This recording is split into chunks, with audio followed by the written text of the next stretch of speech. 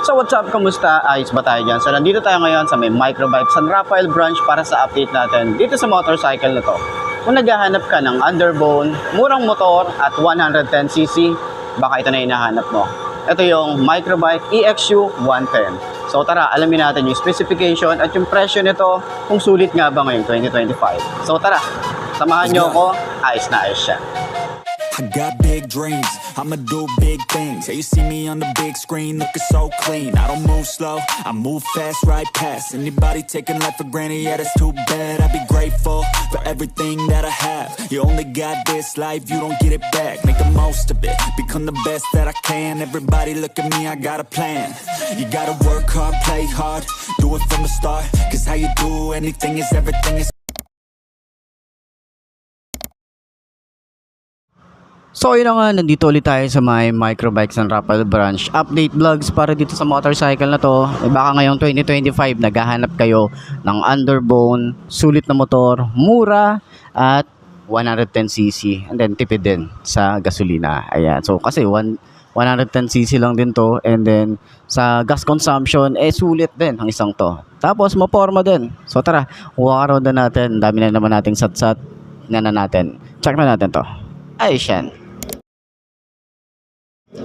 So ayun na nga, hindi natin masyadong papakita yung ating presyo nandyan. So maporma yung ating headlight. So naka LED na rin to. Ayan ang forma niya, diba? Parang RS125 ng Honda yung datingan nito. Tapos meron siyang park light, signal light nandito na rin, and then high and low ng kanyang headlight.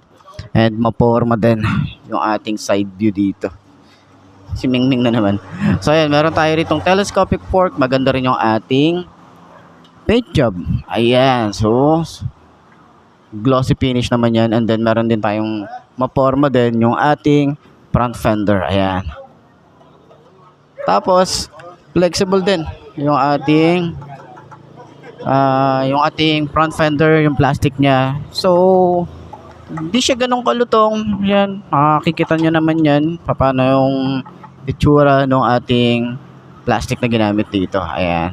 So naka-mugs din tayo rito, pero tube type yung isang to. Size natin dito ay 2.5 by 17. And then maganda yung mugs, glossy finish din. Ayan, maporma din siya. And then meron din tayo rito napakalaking disc brake. Oh, 'di ba? Sa kanyang front, ang laki oh. Wavy design din, naka dual path caliper. Tapos Yuanqing nga pala yung kanyang brand para dito. So naka air cooled pa rin naman ang isang to, naka carb type. And malay naman natin, 'di ba? Maglabas din si Microbike ng FI neto. So sana maglabas din sila ng mga ganitong underbone na FI, hindi lang sa scooter, 'di ba? So dito sa side, meron tayong open part. Pero ang forma pa rin talaga rito. Forma niyan, meron tayo rito parang carbon fiber finish. Ayan, so may kickstart pa rin naman tayo rito. Yung kanyang rear brake pedal, smooth lang din, tsaka hindi siya maingay. Meron siyang goma dun sa ilalim. Malapad yung ating foot pegs, hindi siya napiflip. Combination ng rubber and metal. Ayan, sa tambucho, ito yung design niya. Sa ilalim pinadaan, meron tayong cover. May cover din tayo dito, metal. And then meron din tayong metal na cover. And then parang chrome yung kanyang style or glossy. Ayan oh. Tapos yung foot pegs, maganda rin yung design. Maganda yung paint job. Kita nyo naman yan, metal. Ayan oh. So yung itsura naman, yung tambucho, eto. Maganda rin, metal din yung part dito. Tapos naka dual shock tayo rito, hindi siya adjustable. And then, naka-drum brake tayo, may swing arm. And then, maganda rin yung kanyang mugs. At yung size dito sa likod ay 2.75 by 17. Ayan. So, dito sa side, kita nyo naman.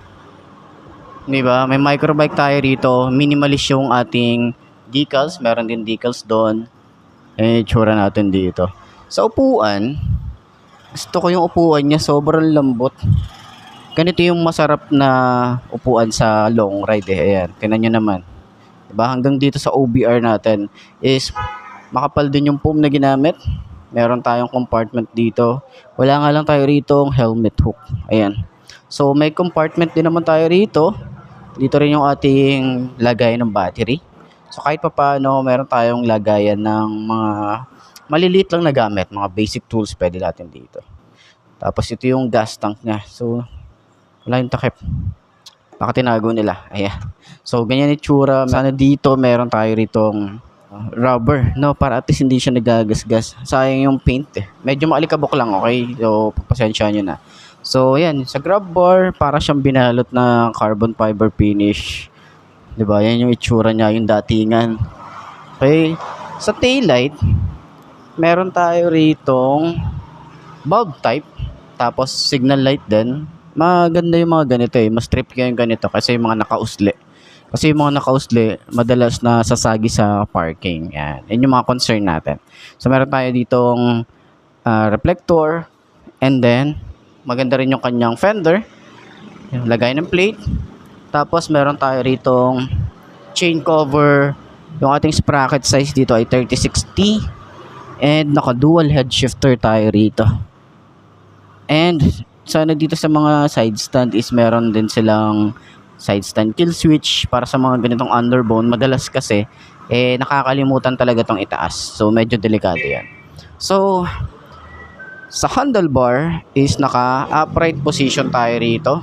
Ganda ng handlebar na ito eh, para siya naka clip on or naka clip on talaga to. Ayan oh, 'di ba? Tapos sa mga switches, meron tayo ritong hazard switch, and then electric starter, naka quick throttle na rin tayo rito, lever, malapad din, smooth lang din, manipis yung ating grip, yan, tapos sobrang babaw, and then mukhang responsive din naman to.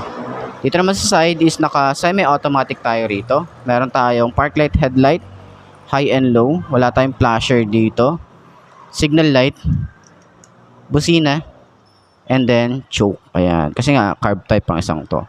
So ignition, ito yung itsura ng ignition, simple lang. And then yung susi natin, maganda rin yung itsura. Oh. And then panel gauge niya is naka fully digital tayo rito. Itsura niya. Oh. 'Di ba? So may RPM, tas digital, fully digital talaga siya. Tas meron tayo ditong select and set. Ayan. So ganyan ang itsura niya. Kaya yung kabuuan, so, upuan naman natin ang isang to. Kung abot ba ng 5'2" na kagaya ko, ang motorcycle na to. Alamin na rin natin kung magkano nga ba ang motorcycle na to. So, ayos yan. Stay consistent and do it every day. Don't let fatigue get in your way. Cause 10% of something is better than nothing. You better do something if you wanna be something. I can feel my stomach rumbling, I'm hungry. Big things coming, I ain't bluffing. Yeah. No, I don't wanna stay the same, yeah. So I keep pushing through the pain, yeah. That's the only way to make a change, yeah. So I fight every day and train, yeah. It'll all be worth it. One day it'll all be worth it. So I keep pushing through the pain, yeah. That's the only way to make a change. So ayun na nga, ngayong 2025, upuan pa rin natin. Update vlogs para dito sa may microbike EXU 110. So underbone, maporma, murang motor, baka ito yung trip nyo ngayong 2025, di ba? So side stand natin, napaka-smooth naman nun. Yun no. So ganito ang itsura niya kapag na side stand, and 5'2" ang ating height. So baka may mga paras ng height ko, maging reference nyo ako. Ayan. Ayan, pag inupuan natin at tinayo na natin, sobrang gaan ng motorcycle. Tapos naka-upright position tayo rito. Tingnan nyo naman yung itsura ko rito. 'Di ba? Tapos yung shock niya, maganda yung shock. Sa likod, ramdam na agad natin ang pag-upo. 'Di ba? Ang ganda, 'di ba? So turning radius, hindi siya ganong kalawak. Ayan. Tapos maluwag din. Maluwag yung space dito. Baka pwede natin paglagyan ng bracket. And then pwede tayong, boss! Good morning! Ayan, pwede tayong maglagay rito ng bracket, tapos pwede natin paglagyan ng gamit natin kapag maglo-long ride tayo. Ayan. So, yung space natin sa OBR, maluwag din. Baka pwede pa tayo maglagay dito ng top box, baka trip nyo, di ba? So, itsura natin dito, ganyan. Ayan, malawak din yung ating legroom dito. Ayan. So, para dun sa lahat ng mga gustong kumuha ng ganitong motorcycle, pwede nyo kontakin, ilalagay ko yung contact number ni Microbikes and Rafael Branch, para rekta na kayo mag-inquire sa kanila. So, pwede nyo rin akong kontakin sa aking Facebook page doon sa mga mag-i-inquire. Okay? So, yan. Sa tingin nyo, sulit nga ba ganitong motorcycle ngayon 2025? Comment nyo na yan sa baba. Okay? So, center stand pa rin natin. Gaanong motor, oh. Tapos, center stand, magaan lang din. Ayos. So, yun ang mga boss, no, sa lahat ng mga nagtatanong magkano nga ba ang ganitong motorcycle. Ito ay nagkakahalaga ng 43,000 kapag kinuha nyo ng cash. At syempre, available yan sa installment. Papakita ko na lang din dyan sa screen nyo kung magkano nga ba ang kanilang down payment at yung terms nila. Syempre, meron din yung rebate.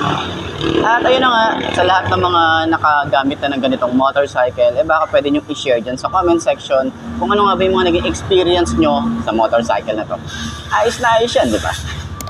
So yun na nga mga best, no? Ito na ba ang motor na babagi sa'yo? Kung ito na nga ay markahan mo na at mag-subscribe ka na sa aking YouTube channel. I-click mo na rin yung notification bell para updated ka sa lahat ng videos na upload natin. Dito araw-araw sila yung tatandaan, wala sa brand ng motor ang itatagal yan. Kung di na sa pag-aalaga mo yan, tatagal yan, ayos na ayos yan. So kita ka na lang ulit tayo bukas. I'm Mark D. Ciao. Maraming salamat sa inyo. Babush. Aha.